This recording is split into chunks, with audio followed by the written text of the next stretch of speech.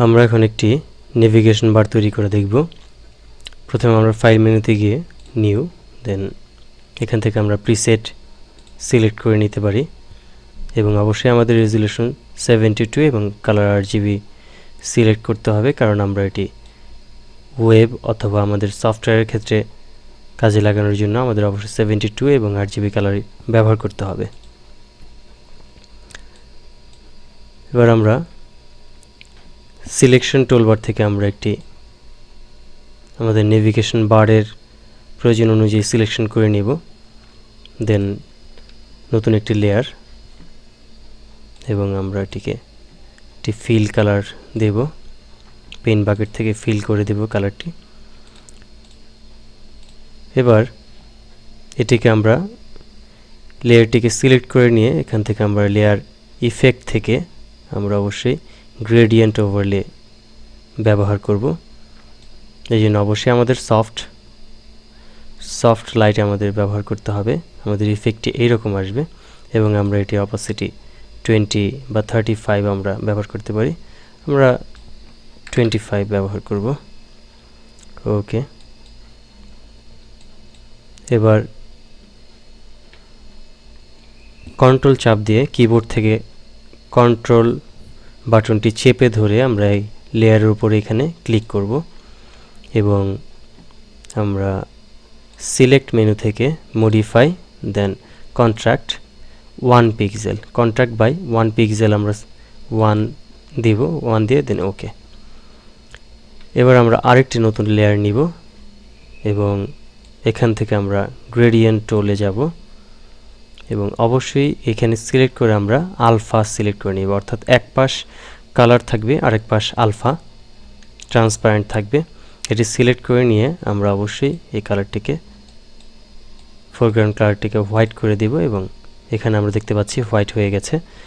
এবার আমরা এটিকে শিফট কি ধরে প্রয়োজন আমরা এটিকে বড় করে নিই, কন্ট্রোল প্লাস চেপে, কিবোর্ড থেকে কন্ট্রোল প্লাস চেপে বড় করে নিব এবং আমরা অবশ্যই শিফট কিটি চেপে এখান থেকে স্টার্ট করে এভাবে ড্র্যাগ করে আমরা একটি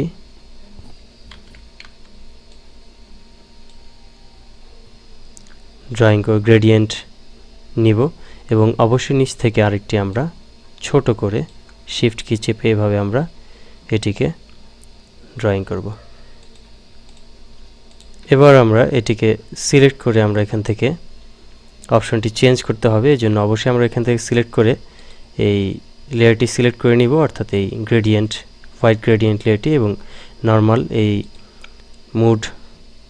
লেয়ার মুড ফাংশন থেকে আমরা এখান থেকে ওভারলে সিলেক্ট করব।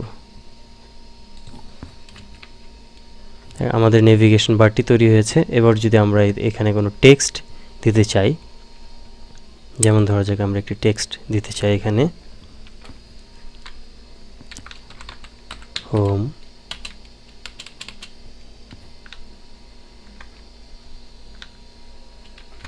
প্রোফাইল ইটিসি ইত্যাদি টেক্সট যদি আমরা এখানে দিতে চাই,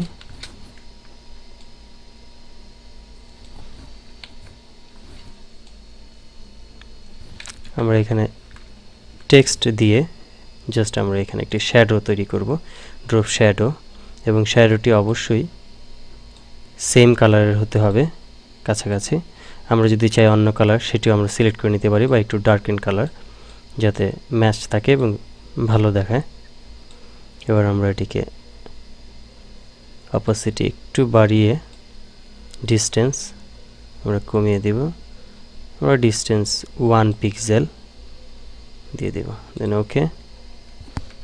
এবার আমাদের নেভিগেশন বারটি তৈরি হয়ে গেছে। এভাবে আমরা ওয়েব অথবা আমাদের বিভিন্ন সফটওয়্যারের জন্য আমরা এই নেভিগেশন বারটি তৈরি করতে পারবো, অথবা আমাদের বিভিন্ন বাটনের ক্ষেত্রে আমরা এইভাবে তৈরি করে নিতে পারবো।